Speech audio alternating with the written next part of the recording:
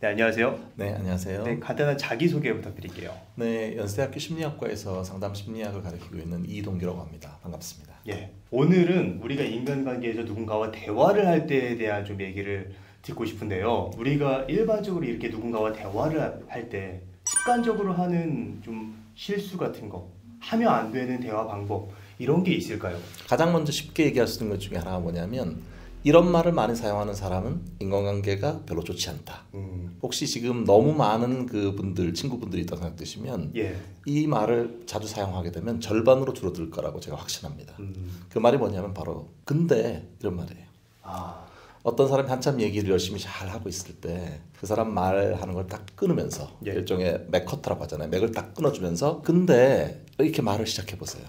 그렇게 하면 그 상대방이 뭔가 흐름이 딱 끊어지면서 얼굴이 딱 달라진단 말이죠. 사람 사이 관계가 사실 나빠지는 것 중에 하나가 뭐냐면 상대방의 말을 끊고 그런데라는 말을 많이 하는 거예요. 이게 굉장히 습관적으로 많은 사람들이 하는 말 아닌가요? 그렇죠. 예. 근데 이게 들어보면 그런데라는 말이 사실 하고 싶은 말은 그러나인 거예요. 그러니까 상대방은 뭔가 자기가 하고 싶은 말이 중간에 이렇게 딱 차단된다는 느낌을 갖게 되잖아요. 예.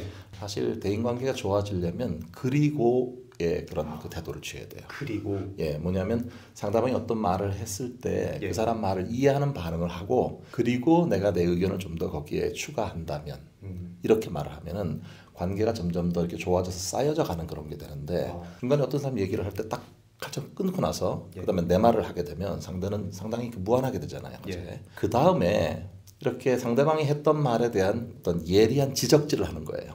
두 번째는 예리하게 지적하는데 뭐 이런 거죠. 근데 요즘 최근에 뭐 많이 이렇게 업데이트를 많이 안 하나 봐. 네. 좀 책을 많이 안 읽나 봐. 신문도 안 보고 이렇게 이제 지적질을 한번 하고 나서 예. 그다음에 그걸 완성시킬 때 어떻게 하냐면 뭔가 우월하다는 느낌이 들면서 싹 웃어주는 거예요.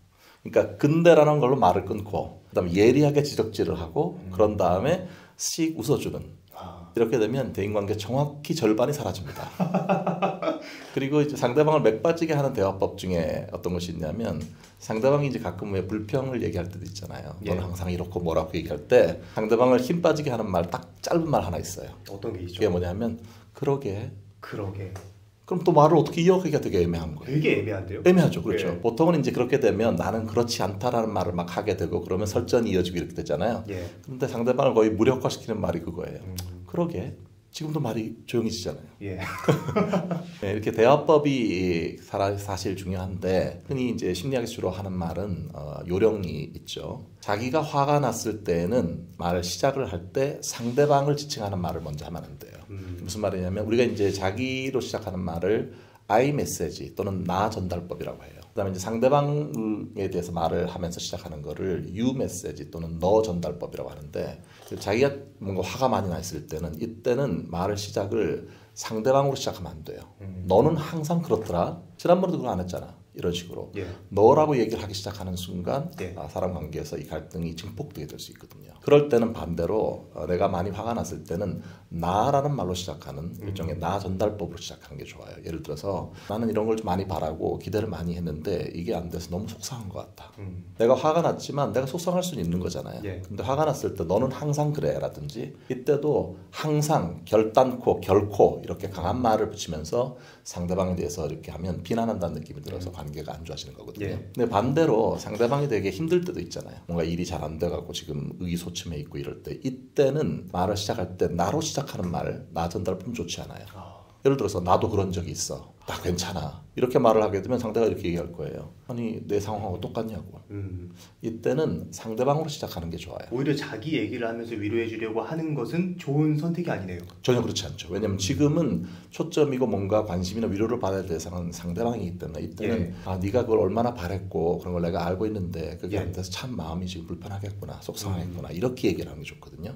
그때는 너로 시작하는 말을 해야 되는 거예요. 그 사람의 감정에 좀 공감을 마셔서 그렇죠. 특히 지금 좀 중요한 말씀 주셨는데요. 예. 이게 어떤 사람의 말을 듣는 걸 우리가 경청이라고 하잖아요. 예. 근데 이 경청을 할 때 무엇을 들을 것인가가 훨씬 더 중요한 것 같아요. 특별히 좋은 관계로 한다면 상대방의 심정을 들어라. 그 사람이 말한 거에는 두 가지가 담겨 있죠. 하나는 콘텐츠가 담겨 있고 또 다른 건 그 사람의 그거에 관한 그 사람의 감정이 담겨 있잖아요. 예. 그러니까 그 사람이 저 말을 하는 심정이 어떤 것인가라고 하는 거를 내가 이해하고 그 심정에 대해서 관련되는 말을 하게 되면 네. 관계가 좋아지게 돼요. 심정이라는 말이 되게 다양한 요소들이 많이 들어가 있는 것 같아요. 네네네. 그렇죠. 근데 일반적으로 감정을 생각해 보면 적어도 그 사람이 지금 기분이 좋은가, 기분이 좋지 않은가, 예. 또 뭔가 만약에 화가 났다고 하면 화가 많이 나 있는 건가, 아니면 잠깐 짜증 나는 정도인가에 따라 다르잖아요. 그러니까 사실 사람들의 감정을 나타내주는 감정 형용사는 상당히 다양하거든요. 예. 우리가 주로 이제 사용하는 감정 형용사는 상당히 숫자가 제한적이에요. 예. 그냥 힘들겠다, 속상하지, 뭐 이런 정도잖아요. 그래서 대화를 잘하려면 감정 형용사를 많이 갖고 있어라.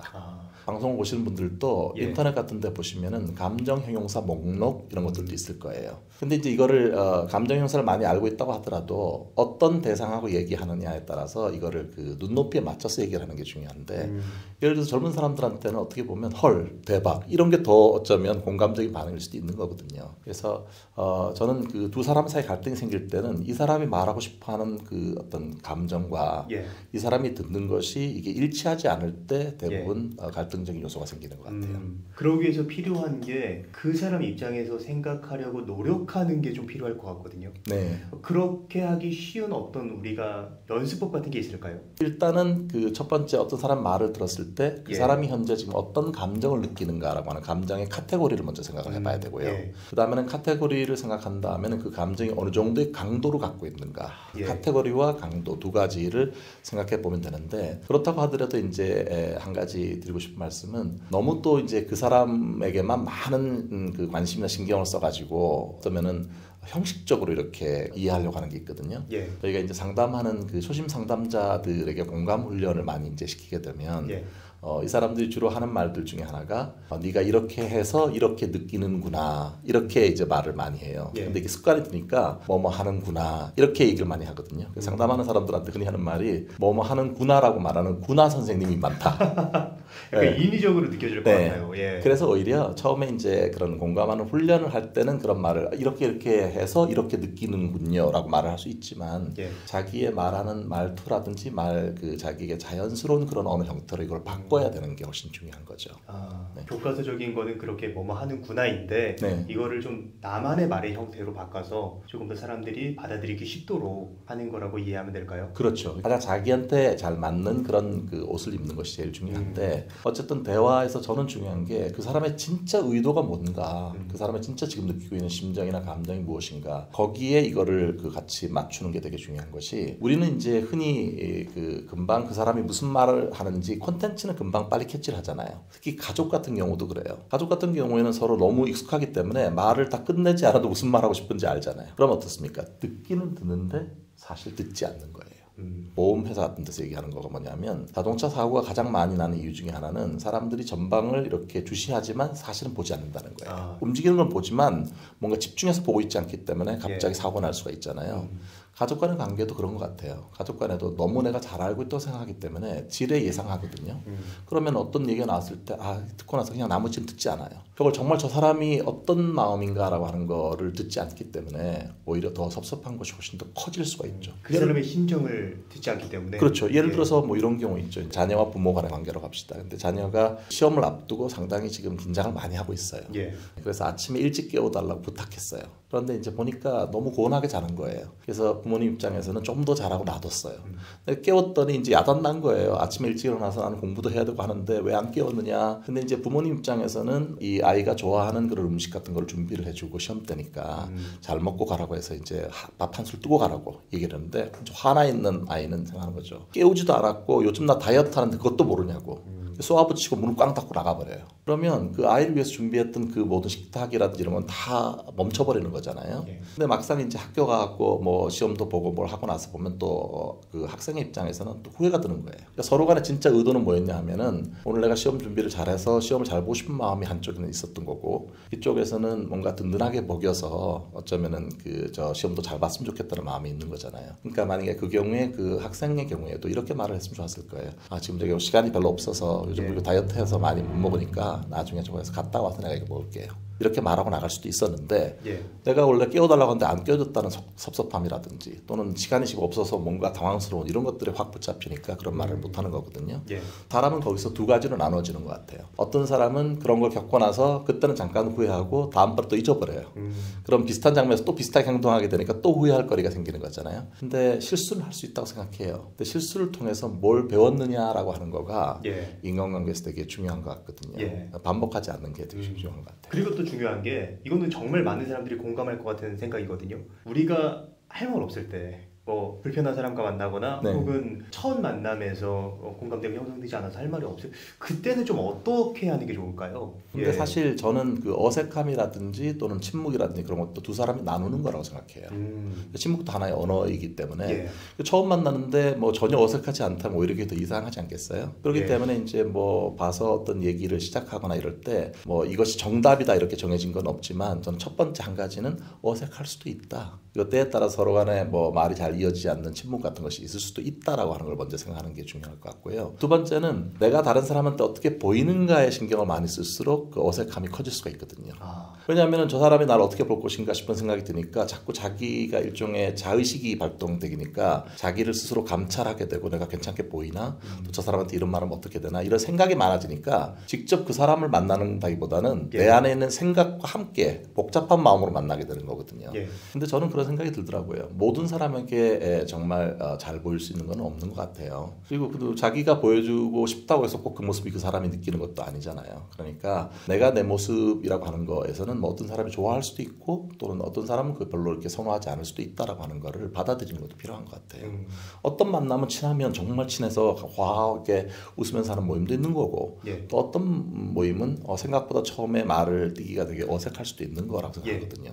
근데 어색하면 안 된다라고 하는 생각에 많이 갇혀 있게 되면 자꾸 평상시에 자기 모습과 다르게 뭔가를 자꾸 또 하려고 하잖아요. 예. 근데 그렇게 해도 또 정말 어색함이 사라지지 않으면 그때는 마치 전쟁터에 나갔는데 총알이 떨어진 것 같은 그런 느낌이란 말이죠. 예. 그래서 저는 첫 번째는 어색해도 괜찮다.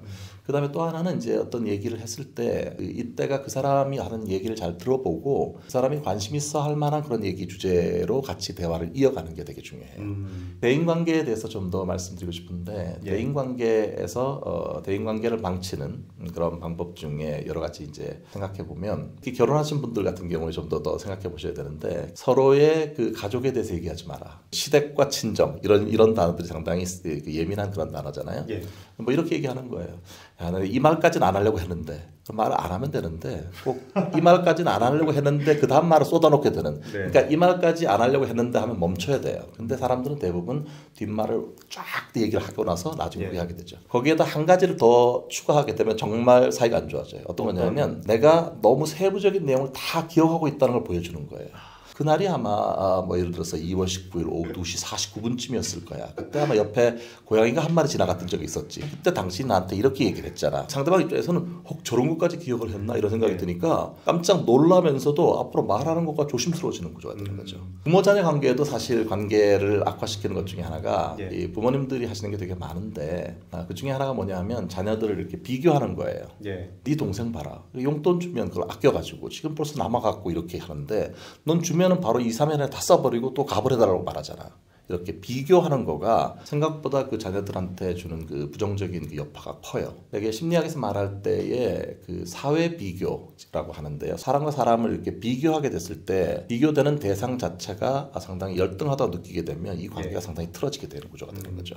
그래서 비교를 할 때 조심해야 된다는 거. 예. 얼마나 많은 부모님 보시는지 모르겠습니다만은 그 아이들한테 제발 그거는 안 했으면 좋겠어요. 죄책감을 불러일으키는 말들 하는 분이 있어요. 내가 너 키우는데 얼마의 돈이 들어가는데 네가 나한테 이렇게 할 수 있냐고. 열심히 잘 하셨던 많은 일들이 있다고 하더라도 그런 걸 하게 되면 상처를 입어요.